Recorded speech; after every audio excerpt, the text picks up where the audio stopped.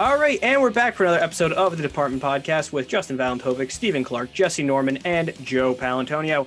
And we're here to break down Week 6 of the NFL season.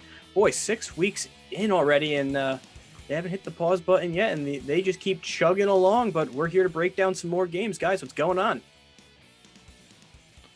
It's good to be here. Week 6 was not the best week of football. No. It was better than week 5, but it was not that great of a week of football. Sloppy play, disappointing play.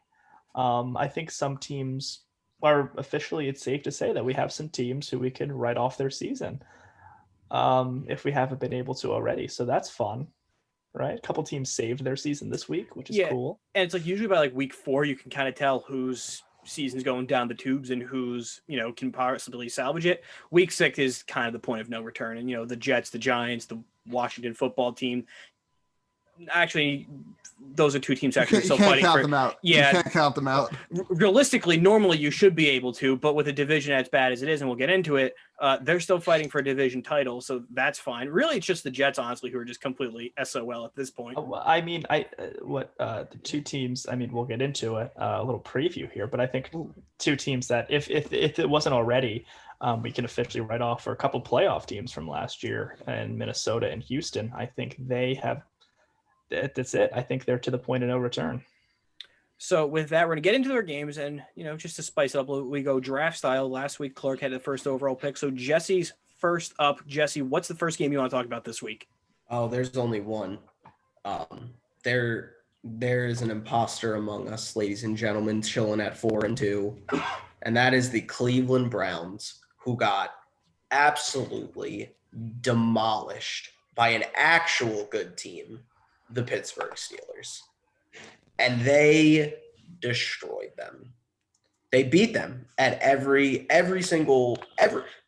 step of the way. They just destroyed them and really took what made them so good in those first 5 games and just crushed it all right in front of them. Yeah. I'm back on that Baker Mayfield sucks train. He got benched during this game. It's just not good. Like he literally just threw a pass to Minka and got a pick 6 just like that. It looked like Minka was on the Browns for a second because there was like no one around, and then just tossed it off to Minka. But Browns aren't good. This just proved to me that the Steelers are even more legit after facing a couple crappy teams the last few weeks. That the Steelers proved that they're here to stay. They're a contender to win the AFC North at this point. But the Browns are crap. Yeah, the Browns are just fool's gold, basically. And, the play calling with Stefanski, like, it's not terrible, but the defense is bad. It's as simple as that. And it's Baker Mayfield's kind of like in the weekly discussion now, kind of like Josh Allen, where it's like, is he good? Is he bad? But it's more so he's bad more often than he's good. And it's kind of turning it. At this point, he's a liability for this team. Well, I don't think there's any other way you could put it. Looking at it last week too, when they played the Colts, it was similar in a sense that the Colts and the Browns really never asked Baker Mayfield or Rivers to do anything beforehand. And, looking at Cleveland now against Pittsburgh, when they're called upon for Baker to step up and actually have to, win the game with his arm, it's clear when it's against contending teams and teams you would run into in the playoffs in your division, he can't step up and deliver sometimes. And that's a clear problem with the Browns right now. Well, and look at the fact that they basically started the game down 0-7 because, Baker threw that pick 6. And so right from the jump, if they're, behind, they can't establish their run game as much as they want to already. They ran 22 times against the Steelers for 75 yards, not even 3.5 yards a carry. Kareem Hunt was 13 carries, 40 yards. Very not promising. So there's obviously a very clear recipe to beat Cleveland, and that's just get out ahead of them and don't let them run the ball, which, funny enough, is the similar one for Baltimore, is don't let them get their run game going and watch what happens. So this win, to me, looks even better in retrospect when you look at how Cleveland is built similar to Baltimore. Joe, what do you got on this? My first and foremost takeaway, watching this game compared to every other game, is that I think the Steelers are the only dominant defense. Like, they're so far on another level right now than I think any other team in the National Football League on defense. And I don't think it's close. I think beginning of the season, we thought that the Bills were going to be there. I don't think they're in that conversation right now. The Ravens have really stepped it up, but I think this defensive unit, I mean, Bud Dupree and Minka Fitzpatrick, like, just wow. Yeah, it's dirty. Wow on Sunday. But we have to remember that the defense also took a big hit this Sunday because Devin Bush is now out for the season. So that's a big part of the defense. But granted, their defense is top tier. Yeah, Blitzburg is back, basically. It's as simple as that. Wow. I mean, this is the best a Pittsburgh secondary as well. And really, even going back to last year, Minka is clearly the final piece they needed to really elevate that defense in the secondary, especially. No, yeah, I think they're a strong safety away from having a top like a top 2 secondary. But they do need a strong safety, I think, at some point. But at this point, they're the only team who, like, on defense has really been like dominant. Well, that's the thing. Like looking at it now, like the Colts defense, they were number 1 for a while. They're just a good run defense. Their pass defense is absolutely terrible. The Bears, flip side thing, run defense terrible, semi-decent pass defense. The Ravens, they're finally stepping up and getting their together. So, like, this is the only complete defensive unit, you think of, like, in recent years, like how you had, the Broncos or the Legion of Boom. Like, this is the next great defensive unit because it's just leaps and bounds better than any other team in the NFL.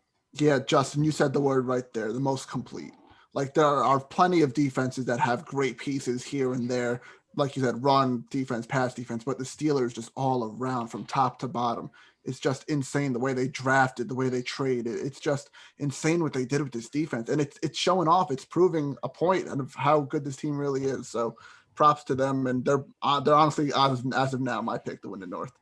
And I mean, for me right now, I don't know who else you could really argue for Defensive Player of the Year over TJ Watt. I mean, leading what I think is the best defense in the league. They're 5-0. They're undefeated.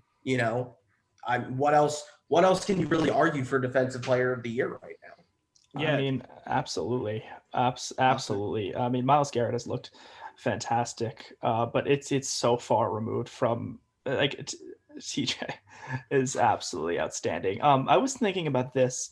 I was on the treadmill and I was just, a thought burst into my head. I was like, because I was just thinking about, I don't know why I was thinking about this, but the Buccaneers offense and the Browns offense remind me so much of each other with the way they're built and the way they play and how they have to be successful. Quarterback only throws 20 to 25 times. They have 3 running backs that they filter in and out. They have 2 stud wide receivers. They both have the tight end, but here's the difference. The leadership at the quarterback position.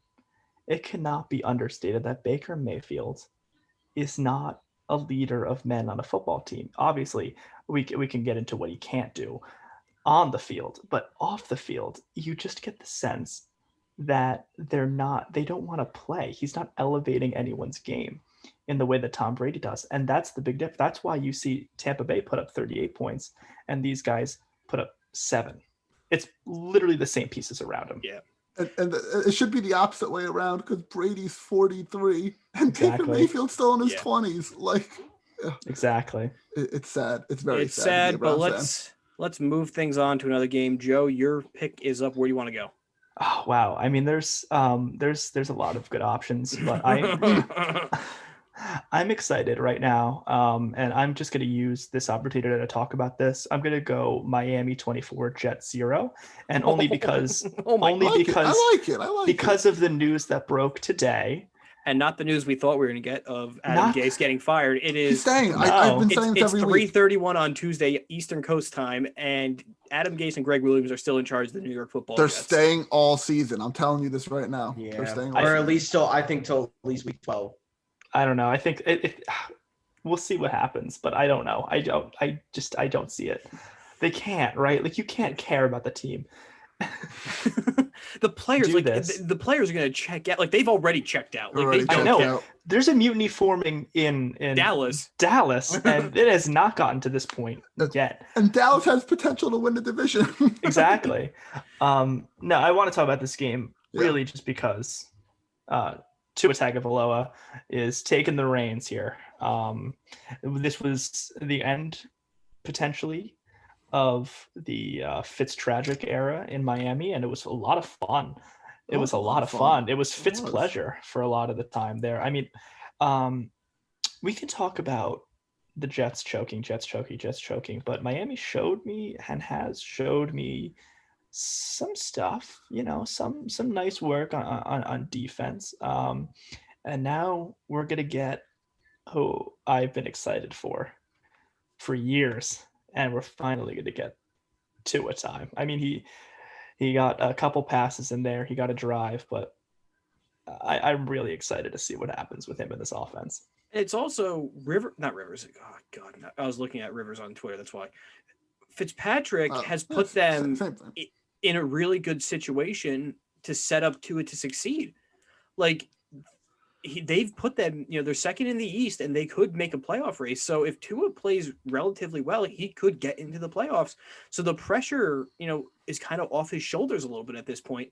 And also to have a professional quarterback like Ryan Fitzpatrick behind him to be, a guy he can go to for advice, kind of be the extra quarterbacks coach. It's the perfect scenario for Tua to succeed right now. Yeah, and the fact that like Fitzpatrick wanted Tua to start this week. It was his idea to have Tua start and was cheering him on when he got on the field. And having that motivation and like that leadership behind Tua just helps. It's going to help him thrive even more. I'm very happy. It's ironic he's saying, go start this week when it's Aaron Donald and the Rams coming to town after their bye week. So that's going to be fun. But, it's nice that he's getting them the extra week to prepare for it. He knows he's going to be the starter, so he has 2 weeks to prepare.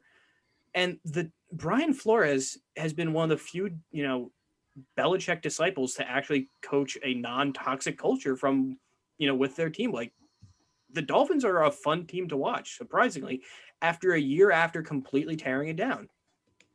Yeah, and I think that starts at coaching, honestly. I think Flores has been a fantastic coach. As you guys already said, so far the only Belichick disciple that's worked.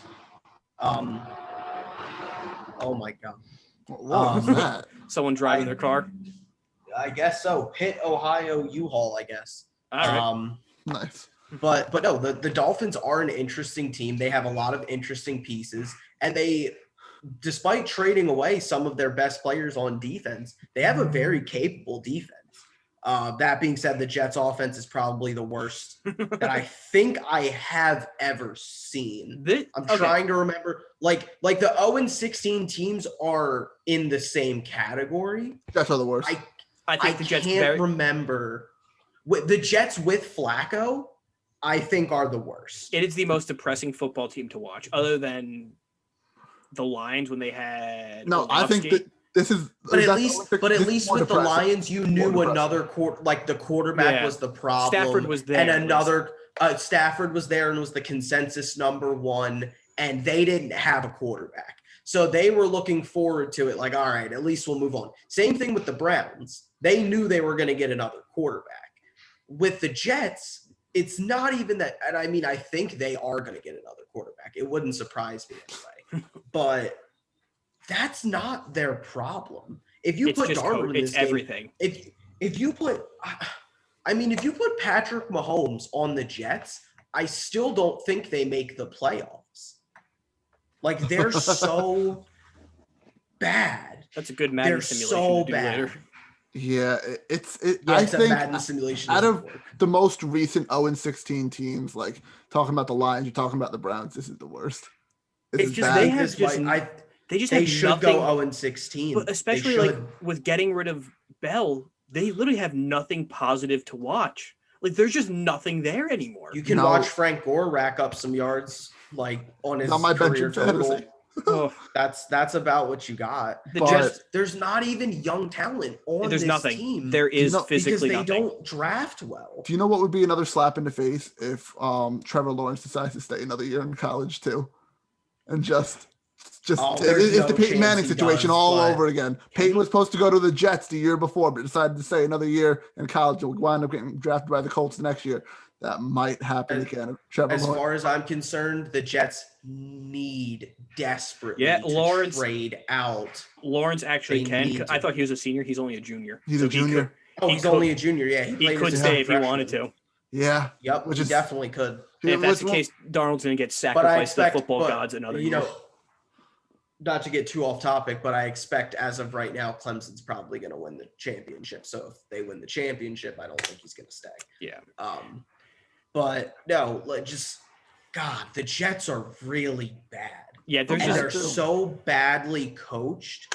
And then you look at the Dolphins, and it's like the talent is sort of there for the Dolphins, but It's they all still have coaching, though. missing pieces. it's But all then it's coaching. like, wow, these guys play Well- hard. well, that's They also like actually want to be playing. like we'll get into it later, but like the Falcons, they looked like a completely different team after Dan Quinn got fired compared to like when they played Matt Rule and the Panthers, who literally just outcoached them with being prepared and ready to play.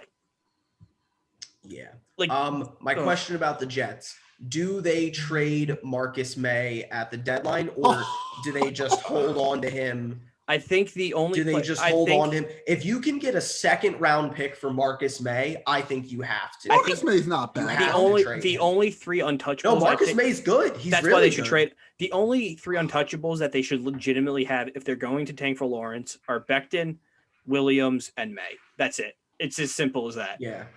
Those are the only. I still think you could trade May. I think, okay, if they don't go Lawrence, I trade May, get probably a second to third round pick for him. Go one up on if he were to leave in free agency eventually. So he'd probably be a third round conditional pick. Try to get a second rounder for him and maybe like a fifth next year or something. And then trade out of one and just get a boatload of late first rounders, get second rounders. You need bodies on this Yes. team It's just more a than mess. anything It's a mess. because they just don't have talent. They need as many picks as possible so that they can just throw just a bunch of darts at the board and hope that they hit lottery on some. tickets. They need lottery tickets. It's as simple as that. And they need to hit on them. Yes. So that's enough Jets and the talk. best place to build it is the second round. Yeah, and that's enough Jets talk for me because that was Yes, thank way too, God. too early, too much. So my pick, I'm going with the other coaching disaster that's going on right now, but they're still competitive for the East, and that's the Cardinals getting absolutely destroying the Cowboys on Monday Night Football last night. And it is literally night and day of what the Cowboys offense looks like with Dak Prescott compared to Andy Dalton. It is just that It's game funny. alone. I heard that Dalton was just as good as Dak. That's That's game. funny. Who said that? This game Who did say alone- that? Who said that? Who said that? I didn't Who say said that? I thought Joe said that. I thought Joe said that. I thought Joe Powell said that. Did he? No, I said I thought they might be able to win games, but I did not say. Oh, did not say I was that. like, Jesse, where are you going with this? Yeah, I feel like Joe Powell might have hinted that Andy Dalton was. Maybe we'll almost look as into good as- archives like from last Yeah, week. you can roll back the tape on We'll- that. we'll roll back I the didn't- tape. I We'll do roll back wanna the roll tape. back that tape.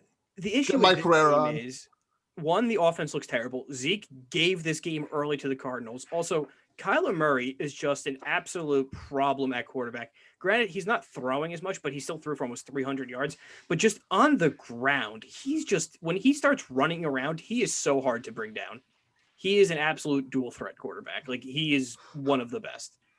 It's such a special thing to watch because they run their offense so much different than the other teams, like their contemporaries. It's like crazy. I mean, they're doing like design runs for Kyler Murray all over the place. They throw scrambles in there for him.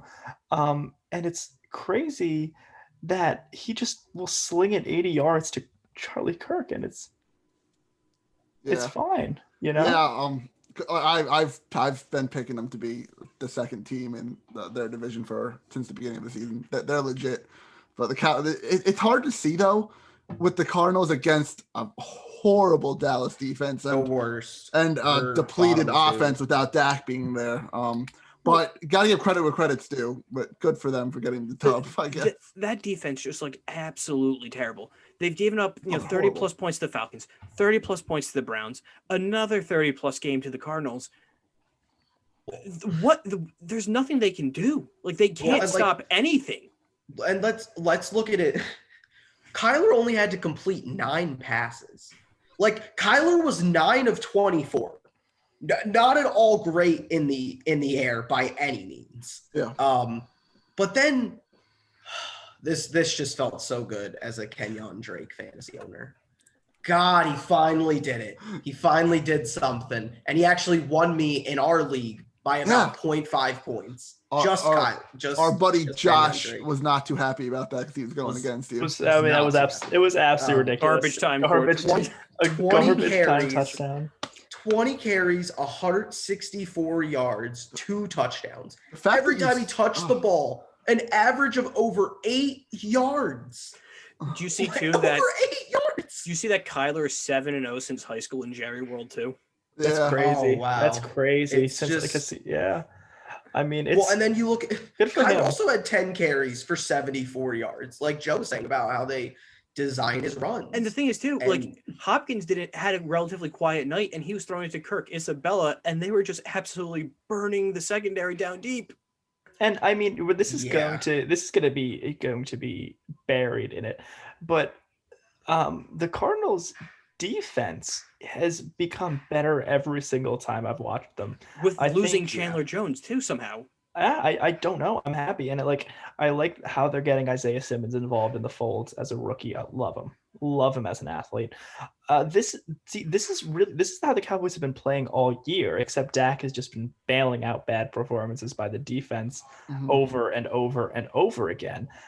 It's the same cast of characters, but it just seems like it's so disengaged. Amari Cooper, he was just a non-factor. You didn't even feel his presence on the field at all. Well, and that's because Zeke Elliott has become a check down machine. target. Yeah, it's nothing. And seeing the news, this morning, one player said they just flat out don't know how to coach. So maybe that was literally the visual representation of everyone checking out on this coaching staff already. And if you're 6 games in and your team is already giving up on you, that is a problem in Dallas then. I genuinely think that they should not have a division winner from the East, and they should have 2 division winners from the West. Just automatically give them a wild Literally card. give the West, the NFC West top 2 seeds, I would give them both division wins, and then just literally not have the NFC East. The fact that New York, Philadelphia, Washington, or Dallas could all host a playoff game to a team. That's saw it last disgusting. year.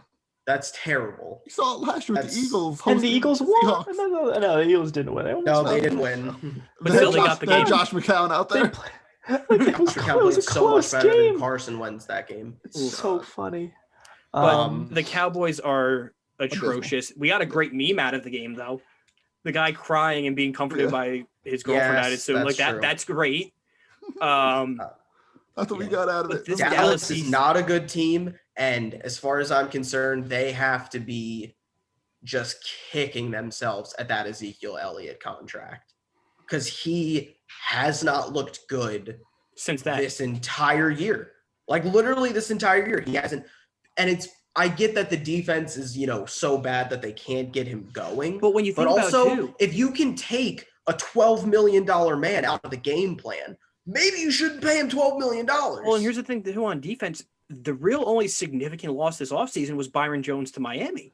And look at the difference compared to Miami's defense to now what happened in Dallas. So clearly he was a difference maker, but a difference maker for the Cardinals is Budda Baker. And he's turned from just a special teamer to a really good safety in the NFL in a span of 2-3 years. Well, I mean, they're paying him for it, so thank goodness. Outstanding. I mean, with Zeke, when he has to carry the brunt of the load, it goes downhill really fast. Same thing with the defense and the offensive line play every single year that it's been Dak and Zeke in Dallas. Ezekiel Elliott has gotten progressively weaker and weaker, I think, as a runner. I mean, in the fold there, you pay a running back, this is what's going to happen. you know, Yeah, almost no, sure. always, this is what's going to happen. Yeah. I think So- we should stop talking about the I agree. Cowboys. I The agree. Cowboys and the Jets. The Cowboys less so because they're Should still not- in contention. But like we need to just be like, yeah. The Jets are that's let's just no more than 2 minutes allocated to the Jets Yeah. each week at this point. So with that, Clark, Yeah. your pick of the final pick of the first round. What do you got? Yeah, let's change the script a little bit until one of the better games of the week, maybe even the best. Not so many AFC of those. And there wasn't, but we saw this AFC South matchup between the Tennessee Titans and the Houston Texans. And even though there were a lot of points given up on both sides of the ball, the Titans seem to be getting better after coronavirus too. There must be something in that those healing processes that got these Titans. Yeah, maybe it's the 2 weeks off. Yeah, The double bye week. literally. But okay. But no, it was King Henry. All hail King Henry. My God, he's a monster. He's the one who stood out to me the most during this game, rushing for over 200 yards again. It's just they're back. They're back. There were a lot of people, including myself, saying they wouldn't be back to the same form that they were last year. Nope, but they look better. They're better than last year. And I think the scary. defenses really improved even more. I would say not from this game, obviously, because it turned out to be a shootout. But yeah. Well, that's the thing. I mean, improved in the way that they are very much a bend but don't break defense, where they just need one or two turnovers here and there a game. They'll get driven down the field on a lot. They're going to let a lot of yards up, a lot of it. But they still do have a tendency to get those turnovers or to get those critical sacks that push you out of field goal range and to just little ways to take points off the board. That's the difference between a good defense and a playmaking defense and, a great defense like Pittsburgh. Pittsburgh is great top to bottom. But Tennessee is just good enough that they can win them a game here and there. Yeah. And also, go ahead. Congrats to Ryan Tannehill for going toe to toe with Deshaun Watson and be able to really sling it downfield. Yeah, I was actually going to give credit more to Deshaun Watson at this point, just because he's fine without really any targets or offensive line. Yeah, they were in a slump. They're 1-5 right now. They're not sitting too pretty, but he proved that, hey, last week we got the win. This week we put up a good fight against a good football team. And I can see this Texan team starting to make a nice little turnaround right here. Like when you throw no interceptions, 4 touchdowns, over 300 yards, it's a uplifting feeling. Granted, you lost in overtime, and of course he was pissed about the coin toss. We all saw that, but they put up such a good performance against such a good defense for a team that's 1-5. That has to be a positive note for the Texans coming out of this game. I mean, it's such a virtue to be able to play from behind and never be out of it. There is only a handful of quarterbacks, and I, of course, as critical as I am of Deshaun Watson, he is always going to keep you in a football game. It really doesn't matter, how far down you are, and he's about the only bright spot on the squad right now, and I'm really happy. JJ Watt looks good. Yeah, that too. I mean, always. When he's healthy, he's fantastic. Always. He's really. Oh, could you imagine if they traded JJ Watt to Pittsburgh? That's I think if he ever leaves Houston, that's where he'd end up. They gotta get that first round pick back. I think somehow. It would be adorable. A couple Watts coming after you. That's terrifying to think about. I mean, Justin, I'm really happy you said it though. Ryan Tannehill deserves something. I mean, he's getting paid for it, as I said about Budda Baker. But Ryan Tannehill is legit. You get him out of Adam Gase's clutches, and you see great things happen. And the more he's with the Titans, the more the offense looks really, really good. I mean, they put up 600 yards. Yeah. And this whole season, the Titans have been a force on offense, and it's not just Derrick Henry as it was in the playoffs. This is a team that could beat you a lot of different ways. That's the thing. And right now it's like the 4 best teams are, the Ravens, the Steelers, the Chiefs, and the Titans in the AFC, and everyone else is just significantly behind them. I'm interested though when we get into the fold of like those 5, 6, 7 teams, because now in the conversation. There's a lot of fringe, like you don't know where Buffalo stands. The Patriots, you never know. And dare I say, impressive win against the Patriots. We'll talk about it. Stop. So with that, Jesse, where do you want to go now? Next game up. You know what? I'll give them some love. The Falcons finally had a lead and they didn't blow it. Well, to help 40-23. It helped that Kirk Cousins gifted them 3 extra possessions in the first half. My God, those early picks were a killer. My God. Yeah, that was bad. That was really bad. But just Minnesota top to bottom, just good for the Falcons. Good for them. They held a lead. What does this say about Minnesota that they were the only team that couldn't even really make a comeback against Atlanta? Every other team at least makes a comeback. Minnesota couldn't even get some garbage time touchdowns for the most part. The problem with besides the Vikings, Justin Jefferson, who is unquestionably, which is so funny because there was so much talk about Lamb, there was so much talk about Judy, there was talk about Rager. Justin Jefferson is far and away right now the best rookie receiver. That's basically the only bright spot for the Vikings right now is, they shipped out Stephon Diggs, but they replaced his productivity really, if not more, almost. It's definitely more, the same. I would say more and a lot cheaper. Yeah. But the problem with the Vikings, same thing with the Browns.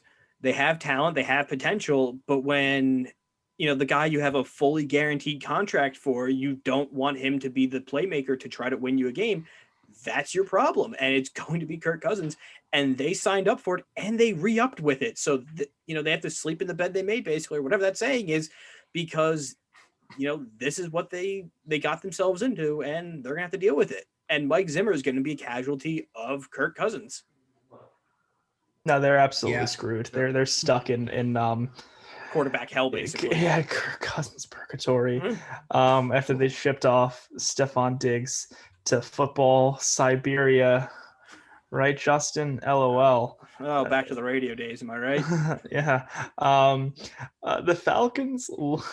I mean, the season's not over for the Falcons. I mean, of course, they're in a tough division, but they're alive. I'm not gonna call the Falcons dead yet, especially if the defense is gonna put something like that together. If they could somehow force themselves to be relocated to the NFC East, they'd be right in contention. Exactly. Let's think about the teams that would dominate and be in first place in the NFC East right now. I mean, we already talked about the Dolphins, the Falcons, like teams that aren't even like if you have serious. If you have 3 wins, you're in first place. That's insane. You're in first place. Yeah. Like some of these teams that could win the NFC East is laughable. It's laughable.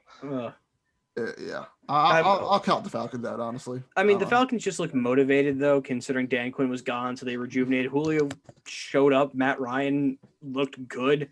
I still think the wrecking ball is coming. I think they're all like that team's getting broken up more than what it looks like now. I'm just looking for a sign of life. I'm just happy we saw life. At least this was a good takeaway. At least this was a good Sunday for Atlanta fans, considering the Braves blew 3-1 lead, but the Falcons won. Georgia. I mean, I think I'd rather have Georgia a World Tech. Series. Yeah, than a week 5, than a week 6 win. Yeah, literally. Ugh. Georgia Tech, got absolutely destroyed by Clemson. But with that, we're gonna take a short break. When we come back, we'll blow through the remaining games, and then we'll pick a random game to talk about, like we did this previous week, which was this game, which turned out to be relatively good. But this is I don't even remember. I don't remember what I picked on this game. Yeah, whatever. But I'm surprised you even remembered this was the game that we picked. Yeah, because it was just offhanded. But whatever. We'll take a short break and we'll be right back.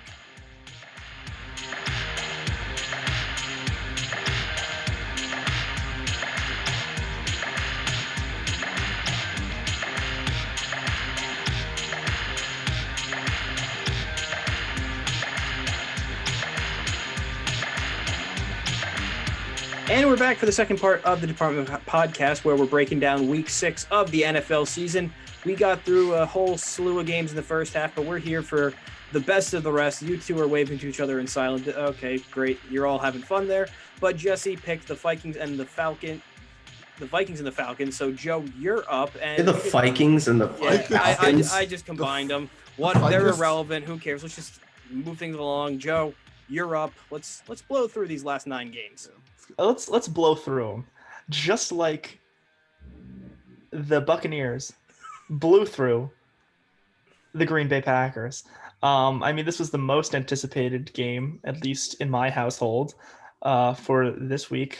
And what a dud. Wow. I mean, Aaron Rodgers throws 2 picks early and then just decides that he's going to check out.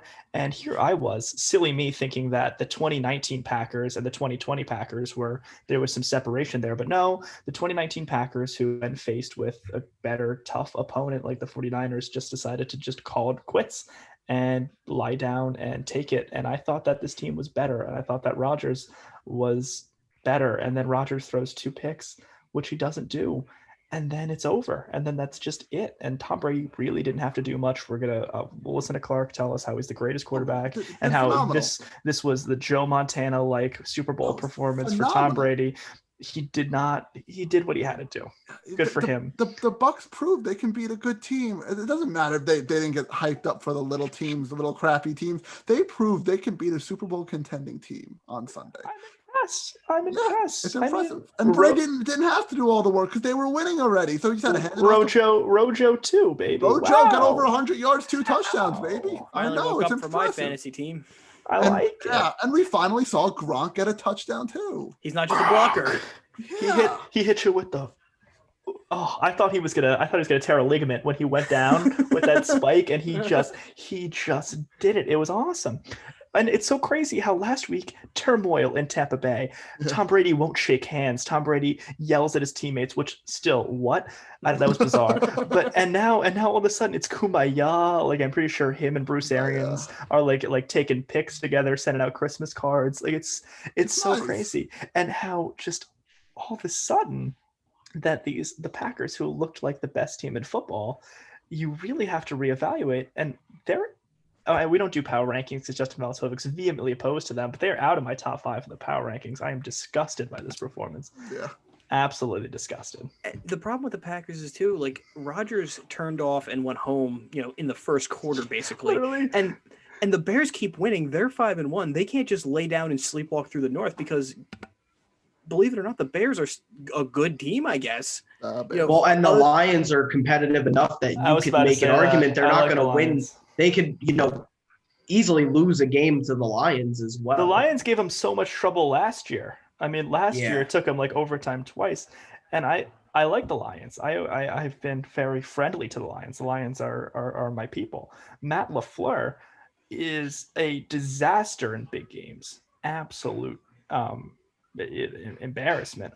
It looks good that next week they have the Texans and they're going to be angry, and I like Rodgers after a loss, but this is a serious cause for concern. This says more about the Packers than it does about the Buccaneers. And I'm surprised we didn't see Jordan Love early in this game either, just to get him playing time. You thought Rodgers would have been would let him. No. You think Rodgers already threw 2 picks, and then you see Jordan Love out there. We're probably no. I don't even want to. There know would have been what a happened. divorce at halftime. Colin. But yeah, no. They He would have pulled. the Packers. Vontae This Davis really. This really just watching this game, I turned it off, like midway through because it was just obvious. And you guys said it, but I just can't stress enough. Rodgers threw those 2 picks and was done. We're not exaggerating here. He literally looks like he would rather be anywhere else than playing football after he threw those 2 interceptions. So funny. He was completely done. Did not care the rest of the game. He looked like Jay Cutler, maybe worse. Yeah, and It was so uninspiring just how he turned it off. Didn't care. Jesse, you said how you turned off the game too. The only other game during this time was the Jets Dolphins too. So it was a brutal 4 o'clock hour. All over the 4 o'clock hour was terrible. If I'm a Jets fan, I'm watching my team lose 24-0, and then I'm watching my old head coach pitch a shutout essentially against one of the most high-powered offenses in football, and I'm crying myself to sleep. the Buccaneers have done a terrible job so far, allowing sacks and giving up penalties. What did they not do Both. on Sunday? They didn't do those two things. They didn't even consider it. It didn't even look like a thought in their head. Bruce Arians, a lot of credit to him. I mean, it doesn't seem like a lot. And of course, I've never played the game. But if I was scheming up defensively against this team and I see that they have like a 17-headed monster at running back, it would scare me. It changes everything, being able to, switch it up in the run game. And it allows Tom Brady to have an immense amount of time back there. And yeah, I mean, he's going to do what he has to do. I mean, he was put in a great position to win. Good for him. So I also think a super underrated move by the Bucs, by the way, is that Todd Bowles is the defensive coordinator. Horrible head coach, great defensive going back to when, the Cardinals were viable because Bruce Arians was there. Look who the defensive coordinator was. It was Bowles. They already have this, chemistry together where Arians and Bowles have worked together before. And I think it's gone really under the radar that he got his defensive coordinator back and the defense looked good. I mean, Rodgers turned off after the 2 picks, but Tampa Bay picked him off twice. Yeah. So I want to keep it with another old quarterback who's usually picked off twice, and this game could have gotten real ugly real fast. Clark and I were thinking about turning it off. You weren't. No, I was gonna sit through that.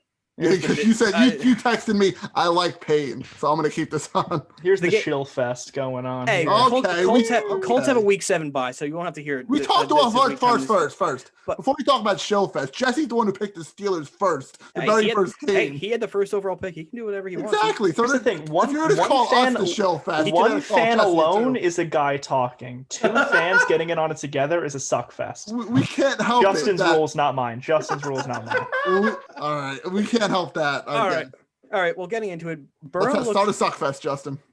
There's nothing to suck here because the Colts defense looked really bad. For this. Joe Burrow could have really run up the score, but the Bengals are getting to Falcons' level of not being able to close out games. And surprisingly, Phil was able to throw his way back into this game and win. I don't know how it happened, but this is what happens now, where he'll look really bad and then really good, and is just bipolar of what he wants to do at that point. Well, it depends on if they play a good team or a bad team. I think that's pretty obvious. That's the thing. They play a bad defense, Phil looks good. They play a good defense, Phil looks real bad. Yeah, this was a win-win for me. In podcast terms, because Joe Burrow played really well in the first half of the game, and the Colts won. So it's a win-win for me here. But shout out to Rivers, man. He had all the hate in the world last week against him. So it was good to see him bounce back and get a nice little win. This was at least, if they were to lose, this would have been a game that you couldn't have blamed it on Phil, because it was Jack Doyle fumbling and then the defense just getting torched by AJ Green across the middle, who some say is being, tampered with and destroyed as a wide receiver with Joe Burrow now as his quarterback, but that's here nor there. So yeah, the Bengals offense looks a lot better, but the defense, at first looked good, but it proves, down the line, they need a lot of help in the defensive side of the ball. They have like 2 defensive players, or like 3 defensive players that realistically should be like starting in the NFL. And that's William Jackson, Geno Atkins, and Jesse Bates. Everybody else is very expendable on that Bengals defense. So, yeah, I mean, Phil should have picked him apart. Good that he did. But like I said, Burrow looked great too for the majority of the first half, and then obviously rookie mistakes here and there, and the Bengals defense just fell apart, and they blew a 21-0 lead. So not on Joe. Yeah. It's not on Burrow. No, it's on the defense. No, not at all. Well, and just when you watch this game and then you watch the Titans play, the Colts are no match for the South. No match at all.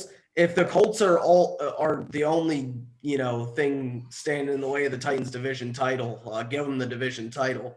Yeah, no, I'm with you. When the Titans and Colts play, I think Derrick Henry will go over 120 yards. See, that's the thing. No, the Colts run defense is really good. Ryan the Tannehill will pass throw for like defense. 300 yards. That's again. what's going to happen. Exactly. Yes, Tannehill's going to have a great but the game. second you stack the box, Tannehill's gonna drop over the top on you guys. He's gonna get a first touchdown, and then you're gonna not be able to stack the box. And then we're gonna see that when you guys can't stack the box, your run defense is not that good. It's like good. I'm sorry, It's good. It's not. It's really good when you can stack 7-8 in the box. It's really good. Even like the first couple of weeks, the box. Colts were only rushing 3 or 4 at one time and getting pressure on the quarterback. The run defense is there. Yeah, the your pass defense rush isn't is there. fine. Your run defense is not going to be that good. The problem once is you can't stack the box. The problem is Darius Leonard's not there, and that's the main force in the second level of the defense. When you have just Bobby Okereke and Anthony Walker Jr., those aren't Willis and Bowman. It's not a good linebacking core at that point. Yes, Joseph. No. The Colts got through the easy part. And they the got schedule through relatively okay. And Right. I'm just looking ahead for them. No. Brutal. Lions, Ravens, Titans, Packers, Titans. Yeah, so that's the next rough. 5 weeks. It's rough. Yikes. No, this is a sinking ship. We'll see their true colors when it happens. We will. Yeah, and I said this last week. I said that Philip Rivers was going to have a good game. I didn't think it was going to be the very next week, but I said he was going to have another good game, but then it was going to be all praise, all kumbaya. And that's what it is going to the bye week. 4-2, baby. Let's move on now. I will give Burrow this, and it's with great aplomb. So 3 losses this year. I'm looking back at the schedule. Chargers, Browns, Colts. They lost by a total of 12 points in those 3 games. They're not getting blown out of the water. And that's just because Burrow's been keeping them in. It's as simple as that. They're scoring. Yeah, 27 points against the Colts, 30 points against the Browns. They're close. But 21 of those points were in the first half. You have to get it done in the second half too. Yeah, and that's when you can close. And that's when Zach Taylor and the Bengals can't close out games. But closing out this round, Clark, what's your pick? Oh yeah, I got to pick something. Yeah. Let's go. I talked about a COVID team in my first pick. I'm talking about a COVID team that did the exact opposite here, which is the Patriots and the Broncos. The Broncos didn't score a single touchdown this game. The Broncos, no, and they still wound up beating horrible offense. It looked horrible, the offense this week in the New England Patriots. It just wasn't there. Josh McDaniels was trying to pull everything out of the book, literally, and nothing was just working.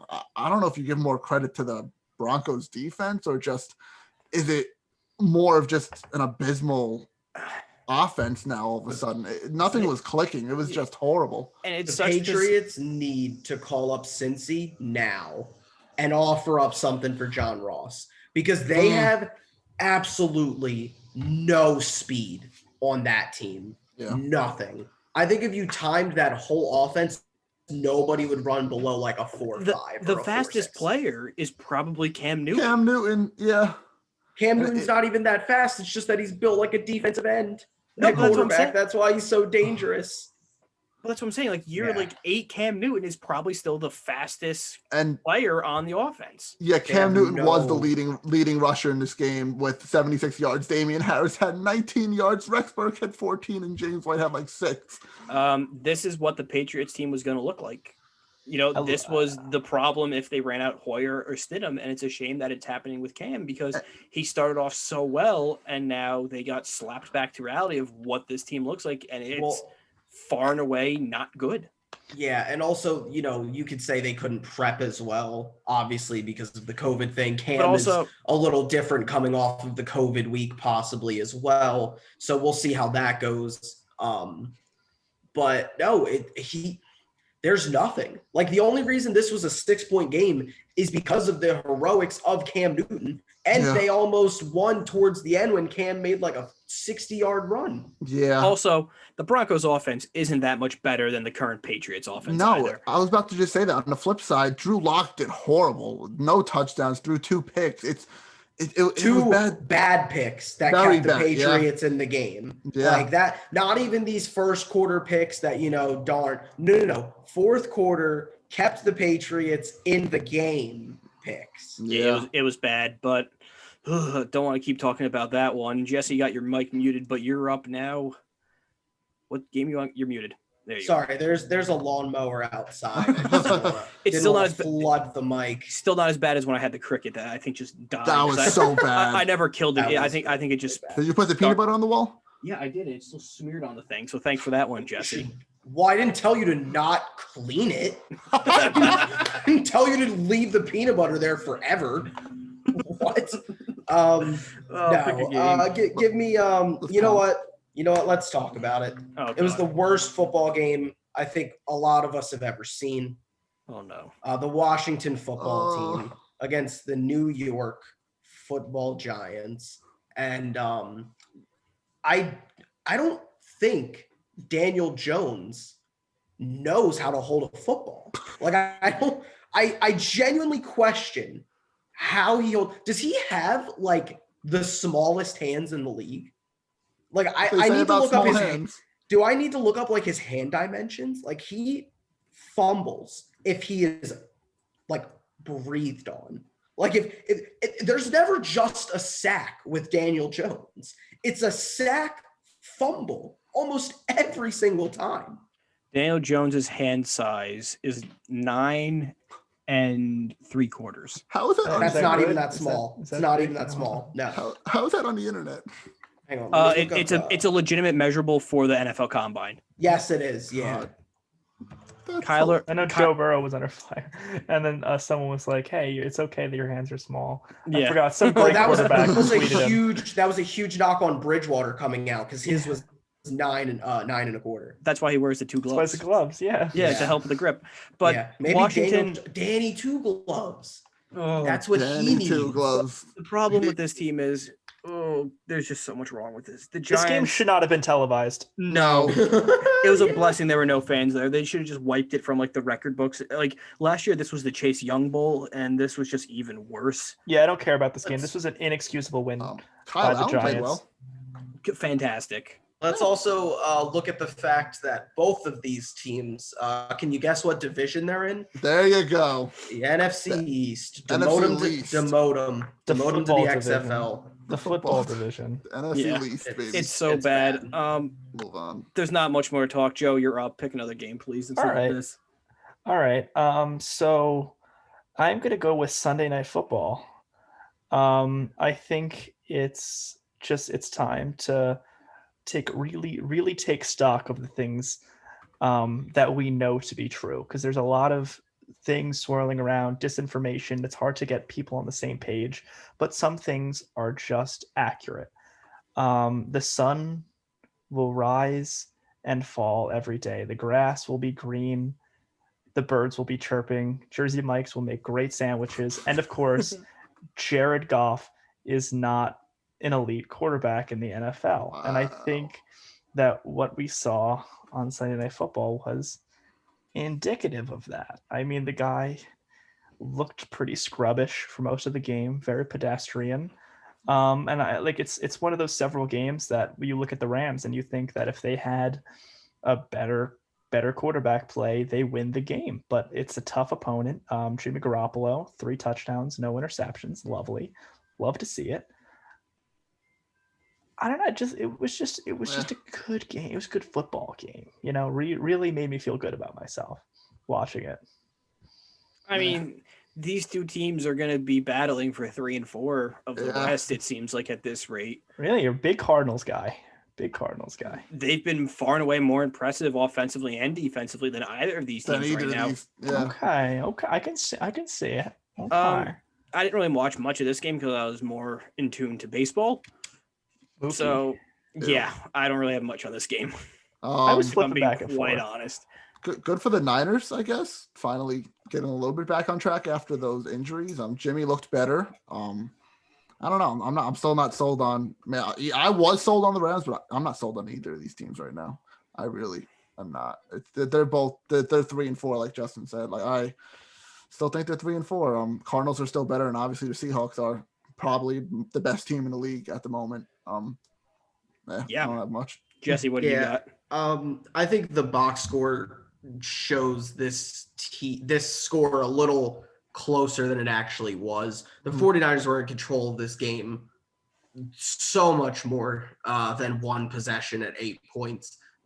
From the jump, It felt like the Niners were going to win this. I also do think, as decent of a game as Jimmy Garoppolo had, I think there were a couple plays that shows you that Kyle Shanahan doesn't fully trust him. There was a couple 3rd and 7, 3rd and 8s that they literally just ran the ball and we're like, no, we're just going to punt it. That's fine. We don't need this. We're already up. We can control this game. We're not scared of Jared Goff.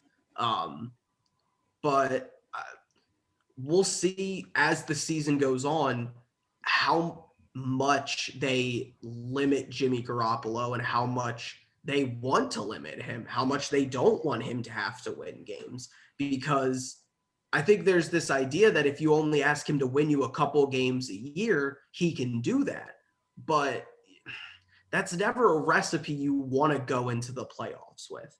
The one thing you want to go into the playoffs with, as far as I'm concerned, is a quarterback that you are comfortable with giving the game to and saying, please win us this game. And I don't think neither of these quarterbacks are those quarterbacks. Well, Jimmy, we'll see, possibly. Goff, I think there is not a question, right? At least right now, against a good defense, a top 12 defense in the NFL, Goff is not, he's going 0-12, like on that drive. He's not winning you that game. Absolutely not. Which, I mean, the thing about Jimmy Garoppolo is I don't care how he looks doing it. The stats, yes, not great. Not even trustable. I just like a guy who can just win football games and consistently. That's what Jimmy Garoppolo has done in his entire career. And Sunday night was exactly what he does. He just wins games. I don't know. It's like a substantial record. I'd like to see his career win-loss record because it's something. Depends if you're what type of career you're doing. If you're just doing his starts or if you're doing his whole career as the backup in New England behind. I mean, he's got some rings, right? He has a ring from sitting on the bench. Yes, he does. Yes, so does Jacoby Brissett. So does Jacoby Brissett. Exactly. So I'm going to move things along now. Yeah, get these. My last pick is probably Johns. one of the last few appealing games, and that was our first game on Monday Night Football, which was played in some pretty bad weather, and that's Kansas City Chiefs beating the Buffalo Bills 26-17. The Bills, they're not the powerhouse on defense that we thought they were gonna be, but Stephon Diggs is still a really good receiver for Josh Allen. But Josh Allen can't outthrow Pat Mahomes, and they don't have the run game to play in bad weather, and the Chiefs do because Clyde Edwards-Helaire is really good at football, and they're getting Le'Veon Bell too. Yeah, the Bills, I think, more than anybody, honestly, kind of needed Le'Veon because they're hit or miss on Singletary, and more often than not, it's miss. Josh Allen's not a real MVP candidate. I'm glad everybody can put that to bed. Yep, that's done. Because I never fully got on that bandwagon. Anyway, their defense isn't as good. I also think their defense isn't as talented as people realize. We're so used, I feel like, even over the past 10 years, we're so used to the Bills having this talented defense. Even when they were going, 6-10 and stuff, their defense was always respectable.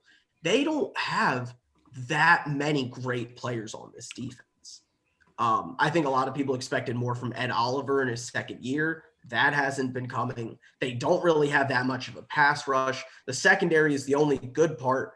And if you're not getting pass rush, the secondary can only cover for so long. This was an ugly game. As far as I'm concerned, the Bills are not a contender.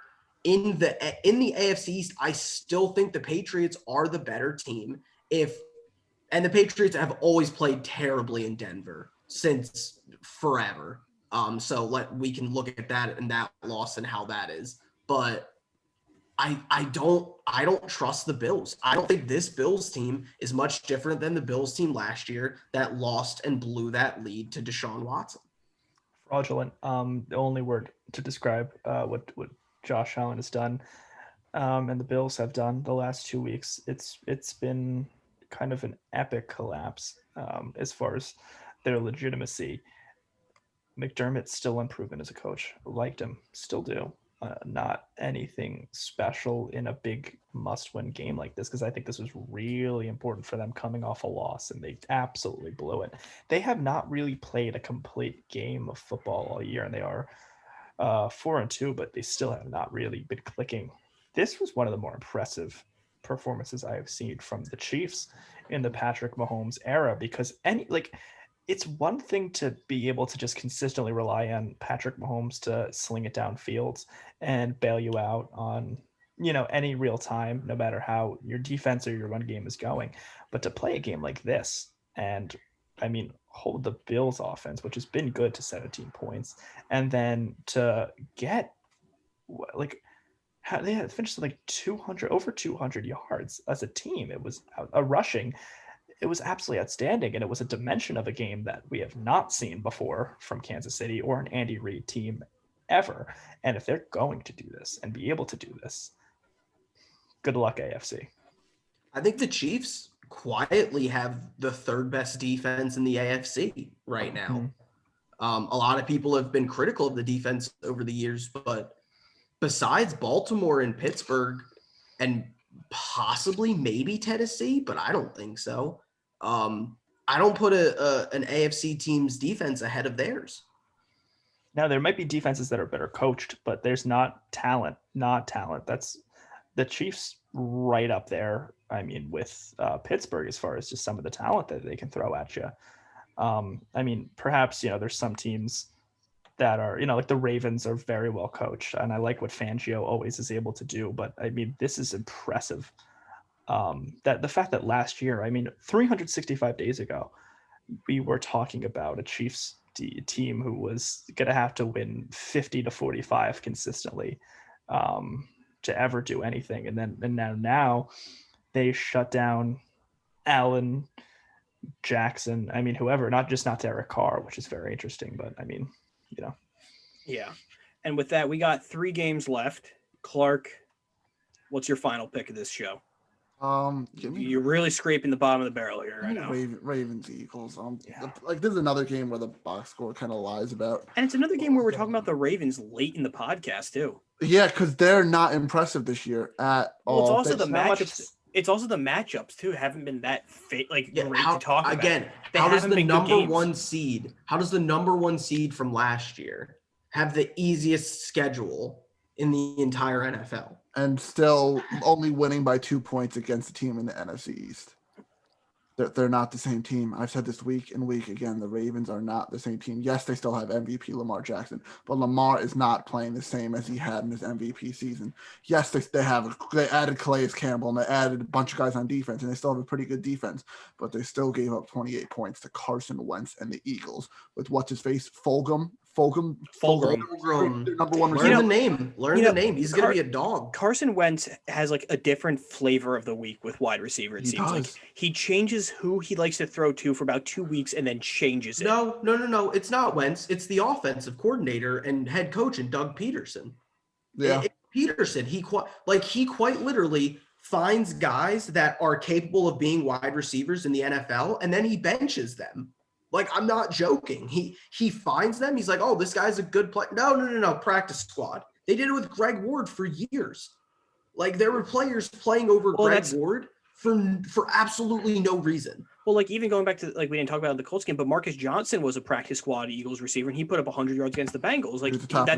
That's another capable receiver that they just didn't use. They just don't use. I don't understand Philly. I don't get them because even though Peterson is a Super Bowl winning coach, he's not that good of a coach. It's kind of crazy. His time is running low, I think, in Philadelphia. He hasn't even been there long. So is our time. It's very low in this podcast. Yeah, we got about 10 minutes left, but the Ravens, another easy matchup. Eagles, they're in the East, so they're still in contention after a abysmal season so far. Joe, what do you got on this game? We talk about defenses of Baltimore and Pittsburgh. Something does have to be said with the fact that the Eagles have put up points against both of those teams in back-to-back weeks. They have not been completely shut down. I'm not going to sit here and bow down and call it, this tremendous thing, but there is got to be some credit for them to be able to put up, a solid amount of points against Pittsburgh and Baltimore back to back. It's something. Yeah. Something. Yeah, Yeah. I agree. That's cool. Yeah, and with that, Jesse, what's your last pick? Yeah. We'll go Bears Panthers. Ooh, Joe's got not a a- great game then. Not a pretty game by any means. The Bears are still just consistently doing enough to just get the win. I think Matt Rule and the Panthers, I mean, they're set up pretty good. I think Matt Rule's a good coach. He's been getting better every week, I think. And the Panthers are impressive enough, but the Bears still just do that extra little bit, and they scrape by with the win. Yeah, Bears time. defense. Bears defense too. Not Foles bad. has been what the Colts, the Browns, the Vikings all wanted their quarterbacks to be. Good enough to just get them to a win and not turn the ball over. And that's really all he's been doing. He's taking care of the football, and he's winning football games because of it. Yeah, he's a tad better than Trubisky, but they're very, very similar people. Their offense is such a disaster. It is. I mean, the defense looks really good. Chuck Pagano in the where it defense. was 2 years ago. Yeah, no, Shout out to them. I like it. They're going to make the playoffs. It really seems like it's all but guaranteed now. Like they win. They win. They win like against 4 or the 5 more. Rams. They win like 4 more games, and they're good. That's it. Like they had expanded thing. They win next week against the Rams, and that they always show the stats. It's like pretty much like 90% of the teams, 95% of the teams. Like at this point, so yeah, I mean you can. They're basically and with the Packers, going to sleep last game and seeing Rodgers' true colors right now, they're the favorite for the North. It seems like, which is insane to think about. Carolina's not going to win until they protect Teddy Bridgewater. He's not a guy who's going to be able to win a game when the pocket collapses. So when they get that fixed up, I mean, we'll have a lovely conversation. But until then, they're not worthy. And let's have a lovely conversation of the final game. Joe, please do the honors of introducing it. All right. I mean, the Lions won. I mean, it's fine. They're third place. They could still make some noise. I like it. I mean, DeAndre Swift had a great game. Jaguars are bad. Minshew looks really bad. That's it. Minshew is bad. Minshew is going to this game solidified that he won't be there next year, I think, to any capacity, and he will be on the Ryan Fitzpatrick carousel of just journeyman quarterback. It's as simple as that. He's not the answer in Jacksonville, and we could very well see Justin Fields there next year. But Minshew's gone, and they just look bad. They have nothing. They are similar to the Jets, where they just have nothing to work with. Yep. Yeah, Jacksonville's really lucky they got that win against Indy, because they would also be in that contention of the Trevor pick. 0-16. Yeah. Yeah, like you guys said, there's not much there. There really isn't. They have like 1 to 2 good defensive players. They have a good receiving core. I think, honestly, they have the second best receiver in the receiving class in Laviska Shenault, who looks fantastic. But they have some pieces here and there. The line's not that good. The quarterback situation is a mess, and the defense is really bad.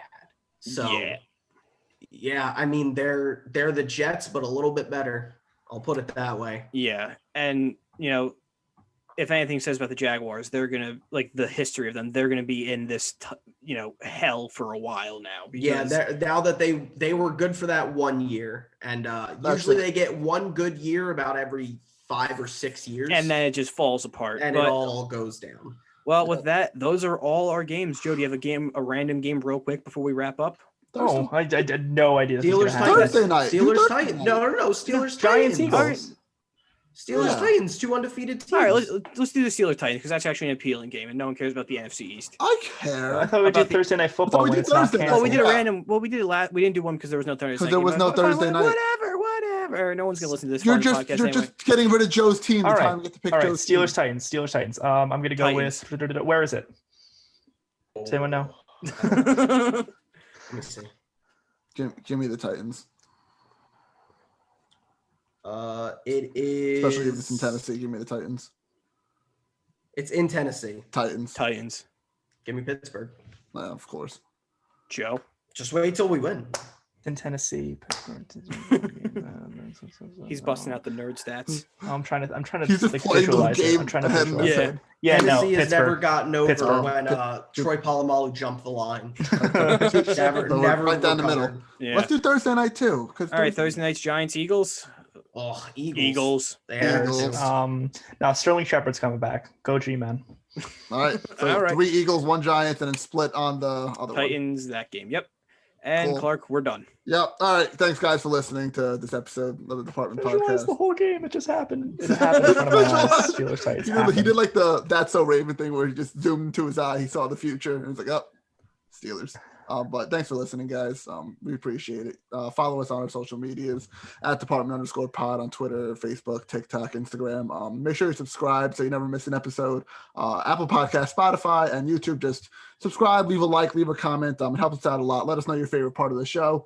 We have wrestling recap coming up and a World Series episode probably coming up soon, but otherwise not much sports going on right now. So we're taking it easy a little bit, about 3 episodes a week now. Plus, Hell in a Cell is Sunday too.